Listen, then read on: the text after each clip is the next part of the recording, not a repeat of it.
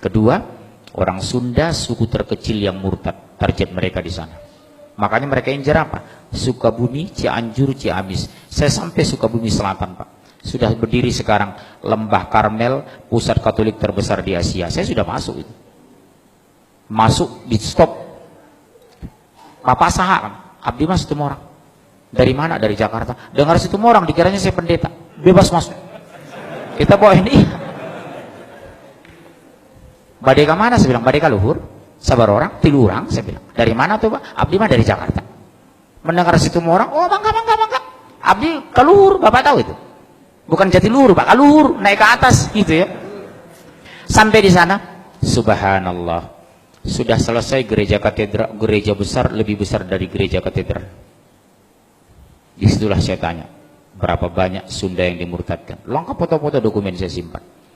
Terbang saya ke Palembang Pak, berdiri lagi di sana, hanya 7 km dari Unsri, Universitas Sriwijaya, Sekolah Alkitab Palembang, seluas 15 hektar.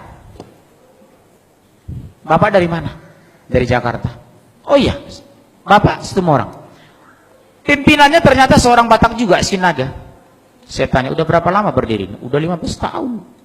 Oh iya, udah banyak yang orang masuk Kristen. Oh luar biasa Pak. Yang kita incar dari teknik fakultas, itulah saya dapat. Dari teknik ke dokter. Oh iya. Oh bagus. Di hati saya, dalam hati saya panas ini. Gimana bagus hati panas? Oh bagus. Saya tanya, daerah mana yang mau dimurtadkan? Kami memfokus di 4 provinsi. Lampung, Jambi, Sumsel, Bengkulu. Sudah berhasil. Bengkulu Utara sudah satu desa masuk Kristen. Saya ketemu alhamdulillah tokoh Bengkulu di Jakarta. Saya ngomong serius, Pak tolong ya Pak hati-hati. Bengkulu salah satu daerah yang akan dimurtadkan di Sumatera sebagian selatan, Sumbaksel. Luar biasa Pak. Lihat yang di Jawa Barat itu, Danu Khalil Winata, pendeta Danu Khalil Winata, pendeta Muhammad Solehin, pendeta Luqman Sardi, pendeta Lisa Odah.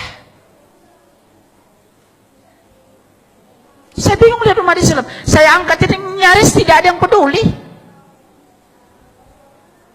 Padahal kata Rasulullah terhadap orang murtad, nasihati kalau mereka tidak kembali ke Islam, yang murtad dan dimurtadkan pancung.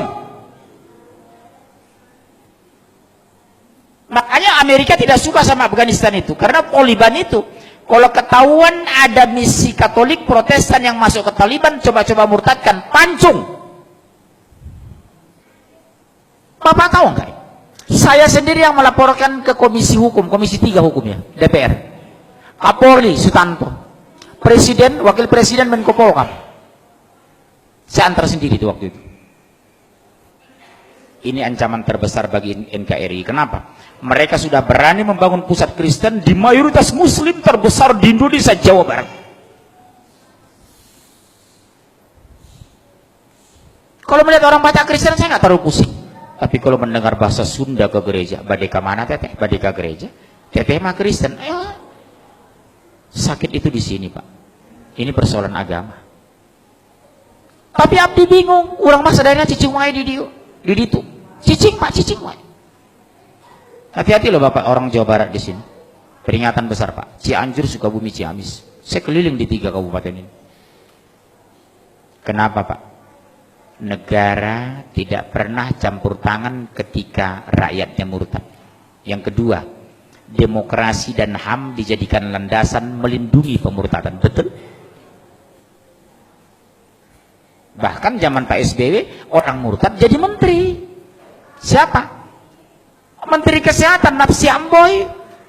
Itu adiknya Profesor Dr. Hasan Walinono, mantan Dirjen Pendidikan Tinggi. Saya udah sampai ke kampungnya Pak di Sengkang itu. Dokter Napsi Amboy. Itu Muslim Pak. Masuk Kristen. Dia itu sama-sama saya di PBHMI. Senior saya beliau itu. Nikah dengan Gubernur NTT, Emboy, masuk Kristen. Masih saudara dengan Nurdin Khalid beliau itu. Dari Sengkang beliau. Udah saya bujuk istri Pak Nurdin Khalid. Tolong Bu, bisa nggak dibujuk Ibu Napsiah itu ke rumah? Kenapa? Saya ajak dialog. Karena saya ngisi di rumah Pak Nurdin Khalid. Sampai sekarang belum ada realisasi. Sama dengan Asmiranda. Sudah saya bujuk keluarganya. Bu, bisa nggak dibujuk Asmiranda datang lagi ke Jakarta, saya nanti bantu dia ruqyah. Termasuk Luman Sardi itu. Bisa insya Allah, Pak. Pertanyaan kan sederhana. Kenapa Anda masuk Kristen? Karena Yesus. Siapa Yesus dalam pandang Anda? Sebagai Tuhan. Tolong tunjukkan di Injil mana dalil Tuhan Yesus sebagai Tuhan. Saya bawa Injil aja. Ini saya punya Injil. Silakan baca. Tidak ada satupun pernah Yesus mengaku sebagai Tuhan. Tidak pernah Yesus minta disembah sebagai Tuhan. Bunda Maria yang terdekat kepadanya tidak pernah menyembahnya. Terus mana landasan Anda menyembah Yesus? Bapak punya doktrin ini loh sama anak. Bapak tahu perumahan Bougainville ini? Salah satu anak jamaah pengurus masjid murtad itu. Bapak tahu Masjid Raya Pulau Asam? Ketua masjidnya murtad, Kolonel Muhammad masuk Kristen. Kolonel Marinir, Pak. Masuk Kristen menjelang meninggal. Ketua masjid Pulau Asam, Jakarta Timur itu. Orang kaget, Pak.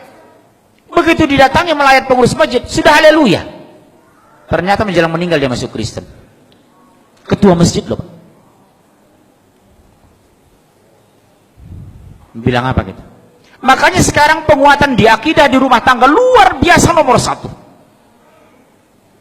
Satu diantaranya apa? Dekatkan anak kepada Al-Quran. Enjoykan anak dengan Islam.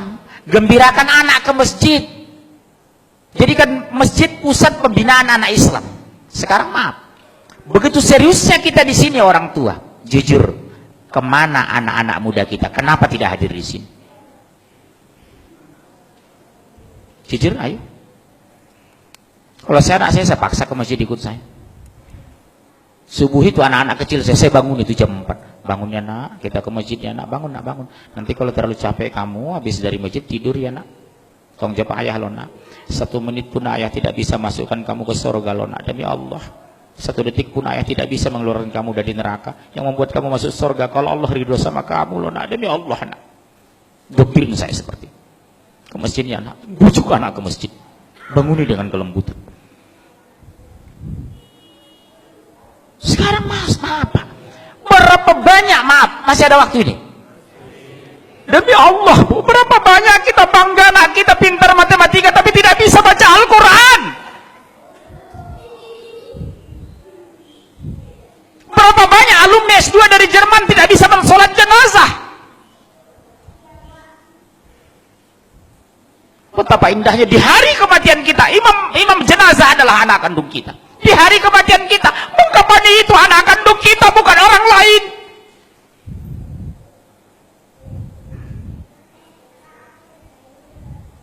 Saya pergoki Pak, demi Allah, jamaah saya 9 sekeluarga, semua orang kaya, 5 laki-laki 4 perempuan. Di hari kematiannya sibuk nelpon saya, tolong Ustadz carikan yang memandikan ibu kami. Subhanallah. Betapa sakitnya hati seorang ayah di hari kematiannya, anak menjadi penonton. Betapa indahnya hati seorang ayah di hari kematiannya, membuka busananya anak kandungnya, memandikan anak kandungnya, imam jenazah anak kandungnya.